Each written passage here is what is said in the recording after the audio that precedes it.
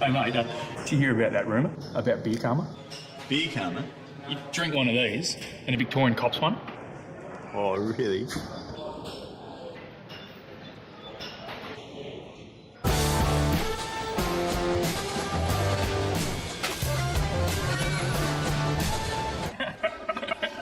They did claim to invent the footy. That's good.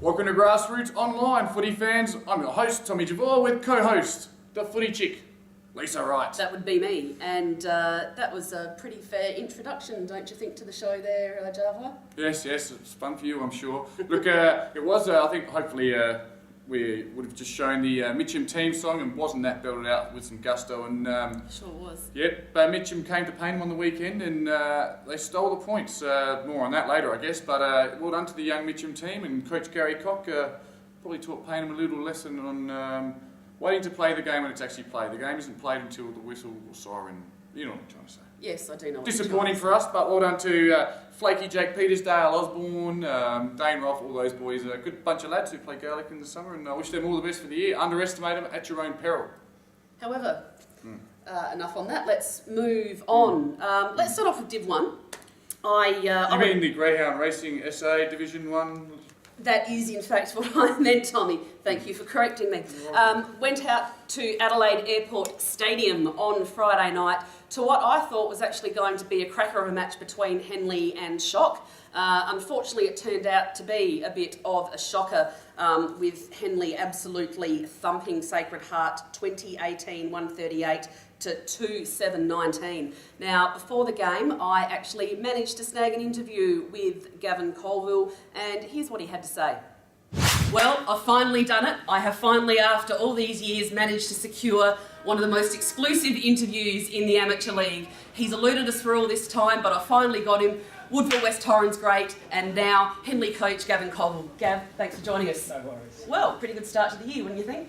Yeah, it has been. Look, we beat ourselves up for a big start. We had a really big pre-season, and I think early on we've been rewarded for the hard work we did in pre-season. Absolutely. And so have you done anything different, I guess, in this pre-season to build you up than you have, I guess, in previous years as a player or as a coach? Yeah. Look, it probably wasn't meant to be that way, but we did work probably harder than we did the year before. We had the same fitness test, and all the stats from the fitness test suggest we're a lot fitter than we were last year. We incorporated a camp as well this year, which was a really good opportunity for all the guys to get together, and I think that's bonded the boys pretty well. Absolutely. Well, it's not like, I mean, you're sitting 3-0. It's not like you haven't beaten the easy beats. You've beaten the Foss and you beat Broadview last week. I guess who else do you see as your main threat for this year? Yeah, look, it's still pretty early to tell, I think. I mean, I can only go on what results I've seen so far, and obviously Gazer are going to be tough competition again. I think they'll be the pace setters, and Spot look like. I mean, they haven't lost a game, so we look forward to playing them next week as well. Absolutely. I mean, I know we're only sort of 3 or 4 games in, but who stood out for you so far this year? Look, from what I've seen, Broadview and Foss Camden both games we played were pretty tough games. I think we probably did okay on the scoreboard, but I think we saw they were both pretty tough. Excellent. And just on yourself, I mean, in terms of the, I guess, the school level, how have you found the school level, I guess, yourself playing SANFL all these years as to as you did one sort of game? Is it very similar? Can you notice some big differences?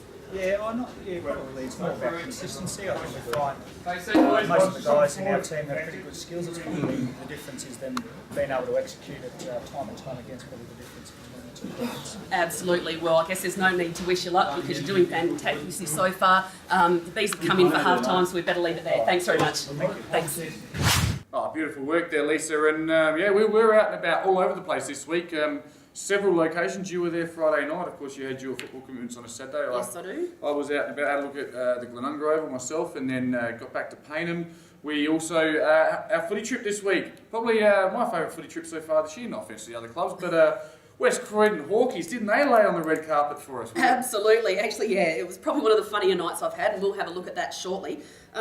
Probably let's go and have a look at things that impressed us, I guess, or notes of point over the last week. And while we do that, we'll actually just take a look at some of the footage from Friday night's game out at Adelaide Airport Stadium while we're doing that. So shock viewers that are easily offended, look away now because your team gets brained. And just at the end of this footage, you'll actually just see a clip that just summarises Shock's night in one. Open shot for goal. And bang, misses Shags to the right there. So hands on knees, bent over, expression of disbelief. Absolutely. So just on that, probably as I said, obviously Henley was probably the surprise. Most people probably thought they would have won, which they did, but not by that much. You don't expect the team that loses the grand final by 3 points last year, a questionable decision. Let's forget about the umpires. They could have won that grand final. Did one grand final last year. Gaze, of course, got the chocolates, but Shock are nowhere to be seen and languishing at 0-4 now, and with a very poor percentage. I mean, realistically, they need someone else to start having shockers themselves and get a few wins, or they're going down. Absolutely, and I was talking to one of the dads, or the Shock dads, on Friday night, who mentioned they did have a few players coming back from overseas, one of those being Jack Juniper. And does it make you wonder, can one man make the difference when that man is Jack Juniper?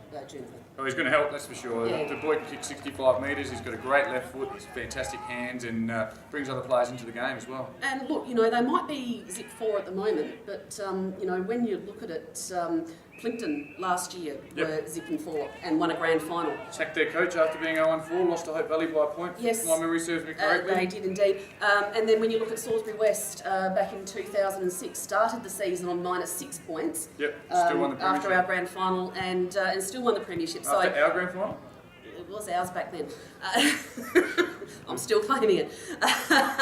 So all is not lost for the Shock boys, but they would want to get their behinds into gear pretty quickly. One more quick one on Div 1. I think Gazer have re-arrived that last year. They were unstoppable. A bad first round loss to Ross Trevor by 5 goals, but now looking at the best players, the goal kickers. Christie, the new fella Ben Bow, Merritt, Stevens, Heinze, Aloka, Wegner, the big names are back. They're up and about with Deddy floating around. They're, I think Gazer and Henley, it'll be hard to stop. Watch out. And I have to give a mention, unfortunately I don't get to do that Goodwood loss counter anymore. No, it certainly did, with a pretty good win over the Rocks on the weekend there as well. Oh, just got a bit of mail on that one. Ross Trevor actually had control of the game early, didn't put any scoreboard pressure on. Apparently, even though he kicked a few goals, a great job was done on Drew Litster. But a bit of confidence and a bit of that air of Goodwood appeared to return. They got a bit of momentum, and Goodwood are going to come now, and they're going to come with the thunder. Okay. Well, my Div 2 surprise, I guess, if you will, Adelaide Uni. Yes, didn't they just take Luke Hosey's Portland and tear them a new one? I heard the thump from Holden Hill, trust me, them landing back to reality, Portland. Yeah, 92 points there, and I expected Uni. I guess everyone expected Uni to really have a very strong year, and I think they're just maybe starting to get the gears moving. Absolutely. Any others that took you by a bit of surprise? We spent a lot of time on Division 2 recently, so I'll skip down to Division 3. Look, I feel for Paraka. I think they're going to have a long year there, and the only team not to have won a game. But Division 3 now is the most even division. There is one game separating 1st and 8th. So very competitive, and Mitcham knocked off Payneham, and Pembroke were too good for Kilburn, who were previously undefeated, and Yes, Pembroke stole the points in that one. So, Absolutely. I'd like to go down to Division 5, if I may. what's wrong with Division 4? Well, Division 4, look, you probably would have picked most of the winners there, I dare say. Oh, Plimpton, sorry. Oh, look, I'm sorry, Plimpton. Plimpton chalked up their first win The for doggies. season as well, yes, with a very, very good win over Greenacres, who we thought probably would have done a bit better this year after missing out on the final last year as well. So Had the chance to meet Coach Shane Sinclair on Saturday, and yeah, he's quietly confident that they'll be competitive in this division, and it's just a bad start to the year. And Jimmy Smith nowhere to be seen in the goal kickers. No, you're not a fan of his, are you? No, not at all. Show ponies.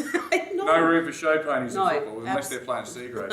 Okay, now let's move on to Division 5. Yes. Westminster also on the board, so the Wasps old boys there finally grabbing their first win in an absolute thriller, 1 point over the highly fancied Brahma Lodge. And it's happened again, Lisa. 24 scoring shots to Westminster, 33 scoring shots to Brahma Lodge. I mean, nearly 10 more scoring shots. You should win. You just should win the game. Wasting opportunities. I guess Kerry Payne would have been pulling whatever of his receding hair he has left right out. Yeah, well, look, there's been a lot of talk on the safooty.net forum. Oh, and everything on there is true. Well, absolutely, but there may have been a bit of a dubious umpiring decision. May or may not have been. Okay. Alleged. Alleged dubious. An alleged perhaps, dubious umpiring apparently. decision. Yes. So congratulations to those guys. Brahma Lodge, yes, very, very annoyed. And lucky for us, we come up against them this week. Hopefully they can bounce back. Yes, hopefully. Division 6, Blackfriars. Battle of the top teams, I think they were at one point, and now I think they were the top teams, were they? I can't remember. But another 1 point win to Blackfriars over Lockleys on the weekend. Yep, Blackfriars and Mawson Lakes just going about things quite well there. 4-0. Mawson Lakes, a 100-point win over Houghton Districts. Coach Jeff Riddle really has got things just ticking over nicely. That balanced midfield of Kennett, O'Gorman, and then some key recruits, Polkey, in there. I think they're going to be around the mark come September. And Sean Holland was a very, very happy man come Saturday around 4:30 as his side, Central United, once again got themselves on the scoreboard as well for their first win. It would have been a hectic night at the Doggies. Yep. Oh, actually, just one more mention I want to make to North Haven. After them being heralded as 2012 premiers, lose their first three or lose their first three, and finally got their first win on the weekend as well. Well done to Matty Rowlands and the boys down at North Haven there. Division 7, Lisa, big standout for me. Well, I guess, you don't want to use old material, but when it's good material, you do use it. Flinders Uni Crabs got smashed. Absolutely belted. 235 points. Anglevale, 40 goals, 20. Flinders Uni, 3 goals, 7. The Crabs sitting 0-4. You can't get relegated any further, I don't think. Or can they go to Division 8, the C-grade division? I'm not sure how that works. I don't know that they can get relegated to Div 8, Can't. being that it's a Can we C let 'em? grade. And Feel for the boys. I know that they changed coaches over the summer. New coach probably hasn't had the greatest impact yet, but God, you just hope that they can snag one somewhere. Absolutely, this year. absolutely, and with Matthews kicking 14 of those 40 goals, so fantastic effort there. And just a quick one there as well. Shockey, 12 goals 2. That's accurate kicking. 74, getting over Flinders Park, 9-15-69. It's good to see Shock building some momentum there in their C grade competition as well. And Flinders Park, who've won so many premierships in the last few years in the C's and D's grades, not quite finding the going as easy in Division 6 there. 7. Sorry. That's right. That's all good. That's all good. Just before we go, as I said, we've congratulated all the teams that have won their first games for the year, which obviously leaves still undefeated, of course, Henley and Spock, both in Div 1. Gee, Spock are doing all right, aren't they? Yeah, I haven't tipped them yet this year, and looking at the draw, I won't tip them again this week, but I'm sure they don't really care if I tip them or not. In fact, they probably want you not to tip Yes. them, so they keep winning. I'm sure it's all the talk at Spock. Unley, Mercedes, Jets, and Hectorville in Div 4, Glenunga in Div 5, and Mawson Lakes and Blackfriars in Div 6, and then of course Mitchell Park, who don't even look like being defeated in Div 7 there. Not yet, they don't, but we'll see. Absolutely. What we'll do now is we'll head off to a bit of a break and come back with the much anticipated footy trip from the West Croydon Football Club. Back soon. See you, Reuters. Grassroots Online this week comes to you from the West Croydon Hawks Football Club. 2010 premiers of Division 6, and last year a team that seemed to own Division 5. They had the competition covered halfway through the year. Unfortunately, knocked out in the preliminary final, but this year they look to go one step better. This year, can the West Croydon Football Club win a Division 5 premiership? We're here to speak with, well, all the big names of the West Croydon Football Club. I'm talking about you, Matty McPherson, likes to call himself the premiership coach after his success in 2010. We're going to speak with the chairman, the barman. They're putting it all out tonight for the Grassroots Online football team. We're here to show you the West Croydon Hawks.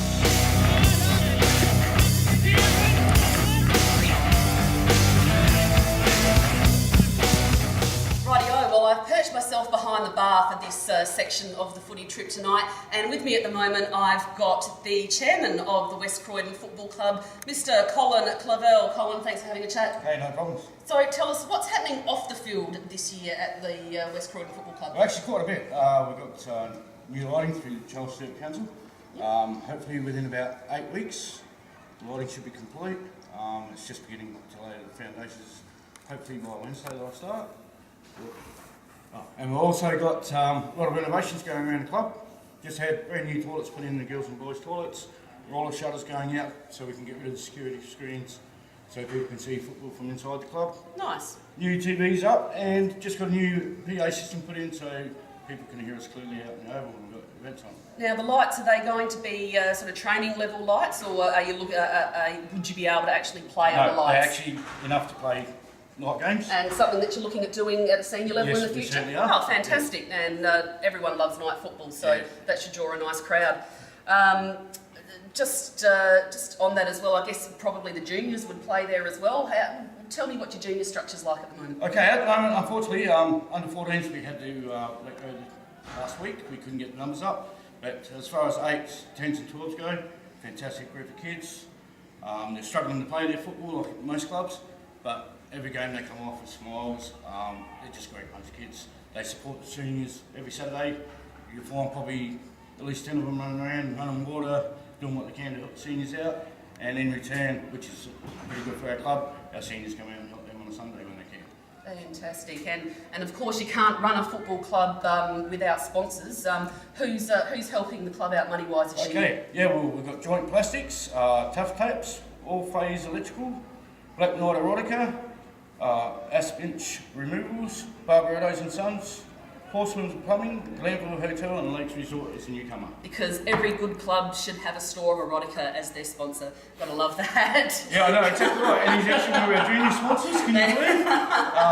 But yeah, no, he's great with helping out financially with the kids, which hopefully for the first time at the end of this year we might be able to get them away on a football camp. So, Oh, fantastic. And it's good when the kids give to you that you can actually give to them, and then they stay on and obviously become your seniors in coming years' time.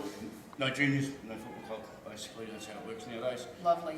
That's why we try and keep it family orientated, and everyone has a great time when they're here. So. And finally, in terms of keeping it family orientated, who would you like to give a plug to those people that just give their hard-earned time for volunteering around the club? Well, there is a couple of families, and when I say families, probably 3 families have been involved with the club for over the last 30 years.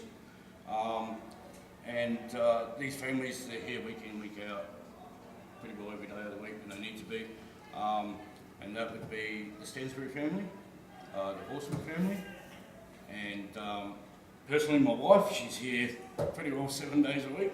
Otherwise she wouldn't cleans, see you. She cleans, she helps out with barbecues and that, and also Kylie and Steve, who normally run the bar, and who have barbecues and that.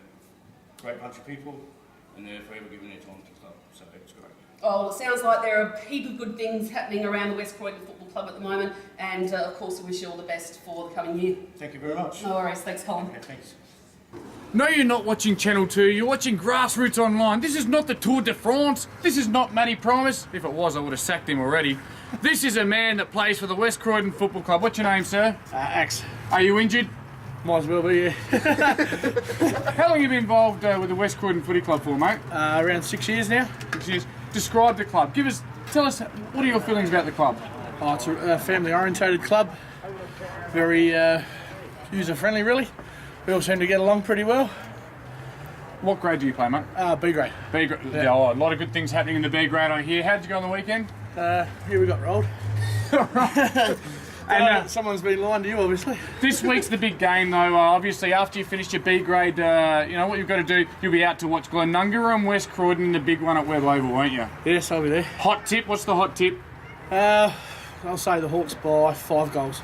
Now, I mean, the word's out there for the grassroots fans. You're after Primus's job. If McPherson doesn't win a premiership this year, are you after his job? Nah, I haven't sunk that low yet. No worries. And just looking at the odometer, you've now gone 128 metres, mate. Keep going, son. Keep going. 127 more than I thought I'd get. No worries, mate. Have a good night, and thanks for having us at the No West worries. Croydon Footy Club. Cheers, mate. Go you, Hawkies.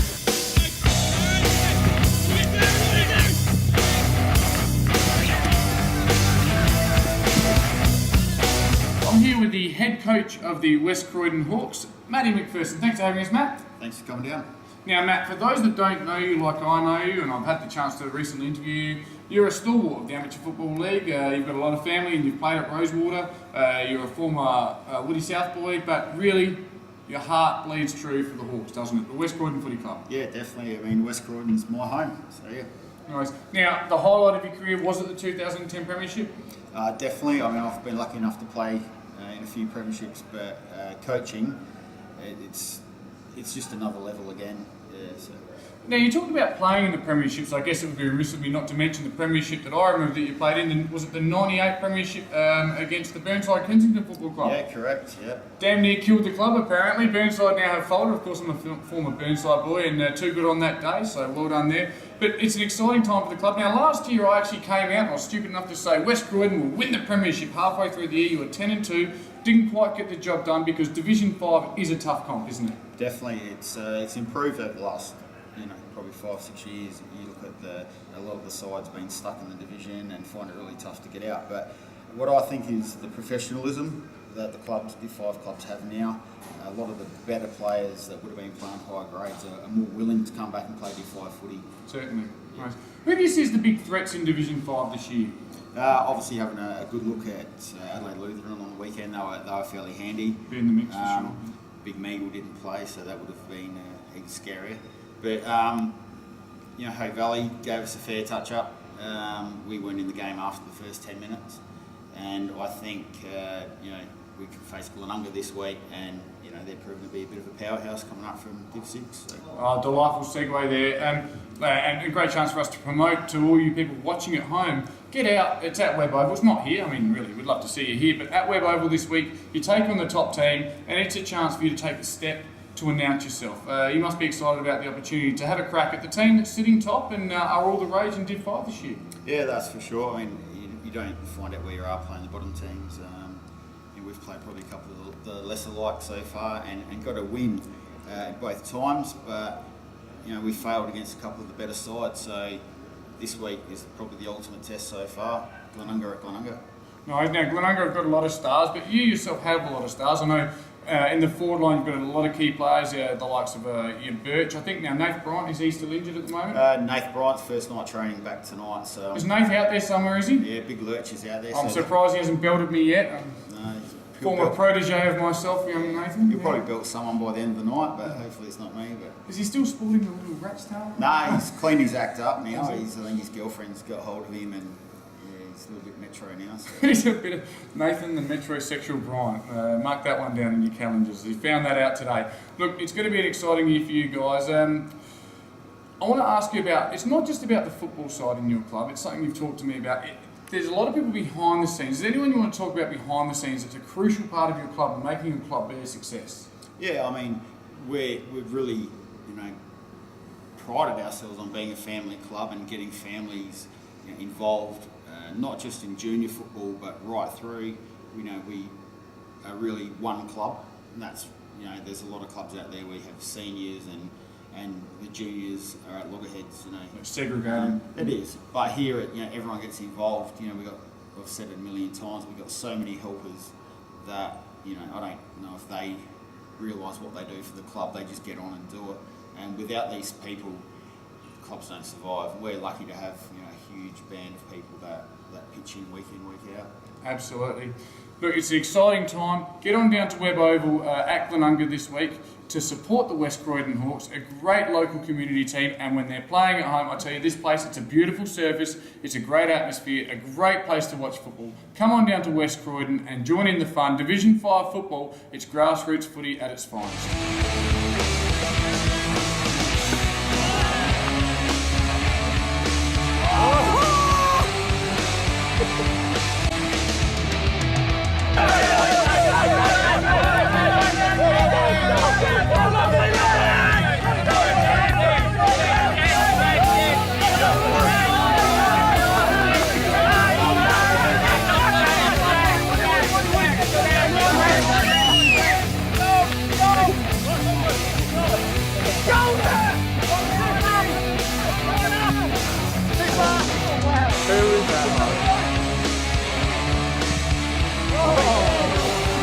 Yeah, we'll cut that bit.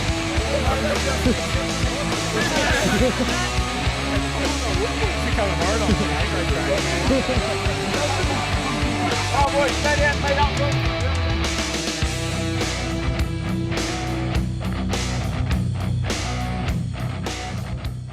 down. Stephen Cooper, A grade and in the centre. Chris Smith, A grade, back pocket.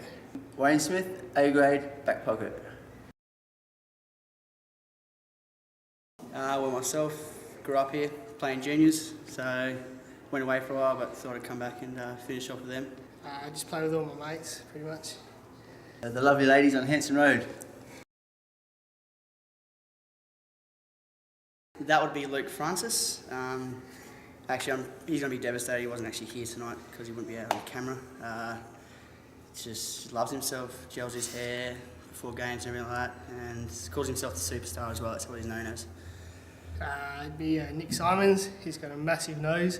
You could hide under there. It'd definitely have to be Luke Francis. He just loves himself.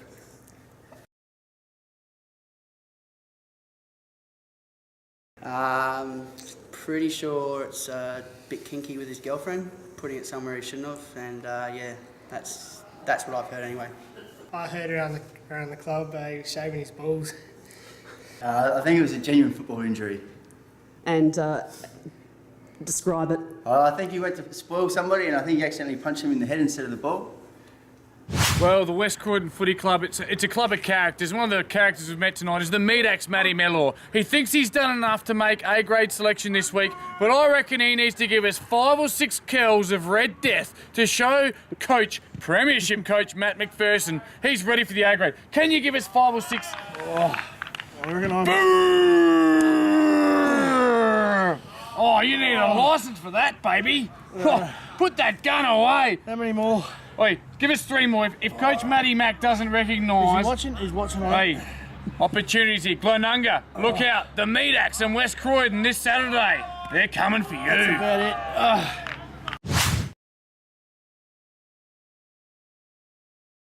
Okay.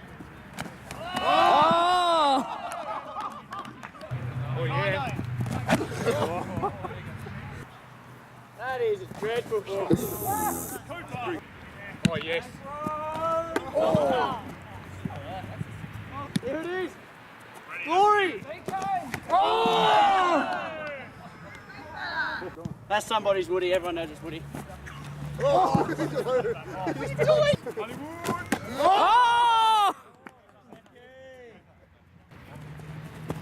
Oh!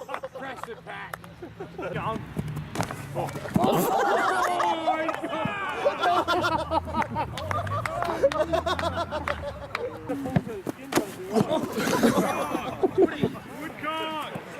Out there, coach.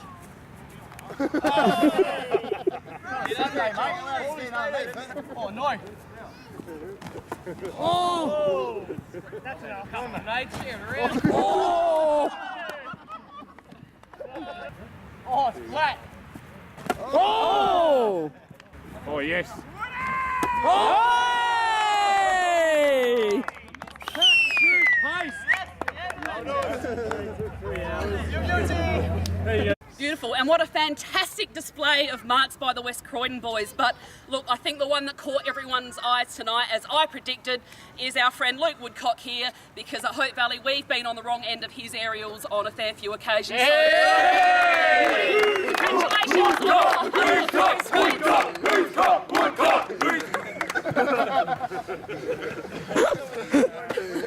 A big thank you to the West Croydon Football Club for having us out tonight, and we'll see you at your club next week.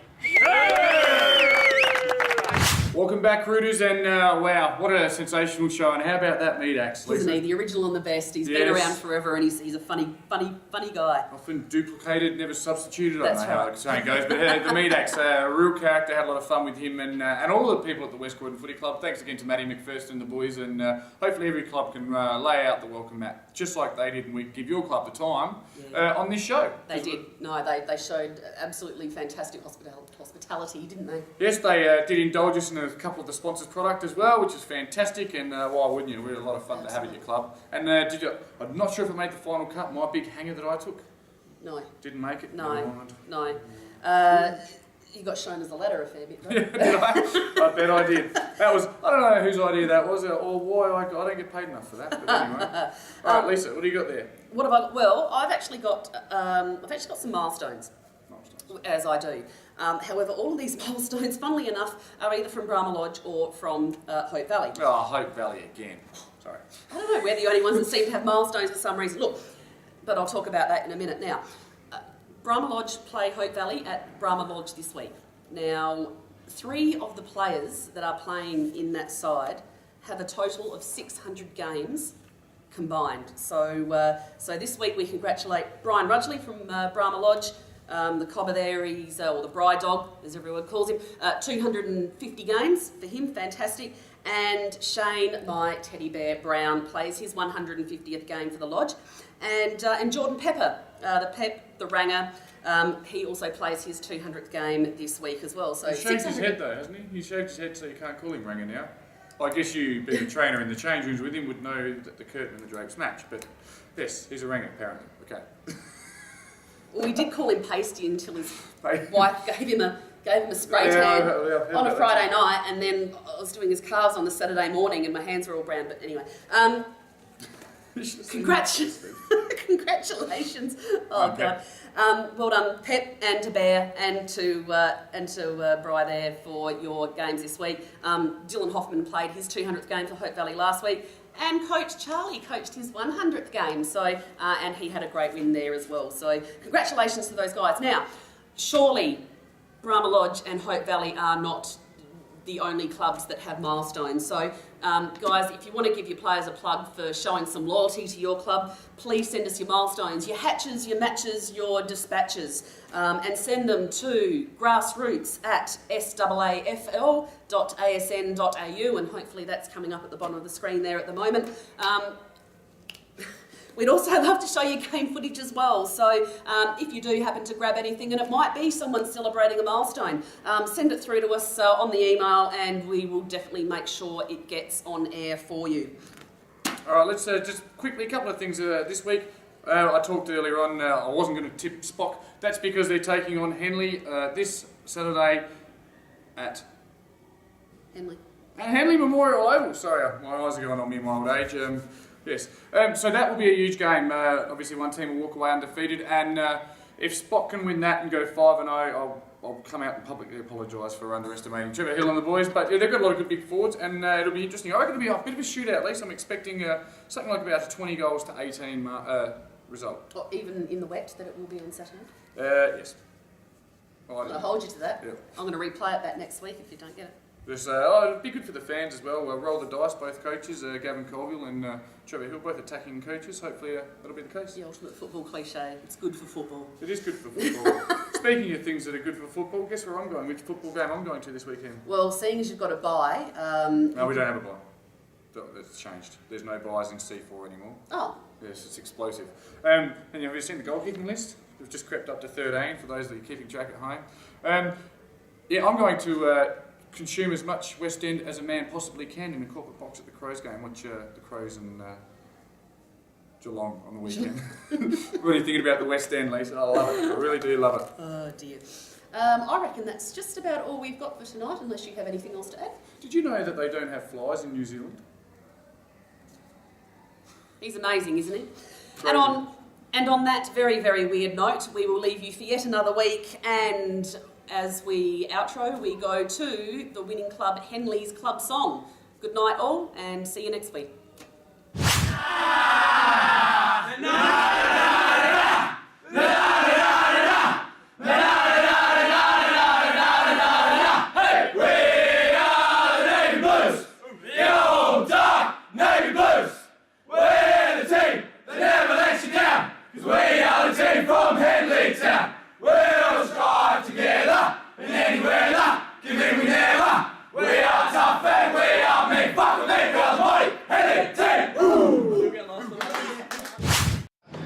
Hey mate, did you hear about that rumour about beer karma? Beer karma? You drink one of these and a Victorian cops one. Oh, really?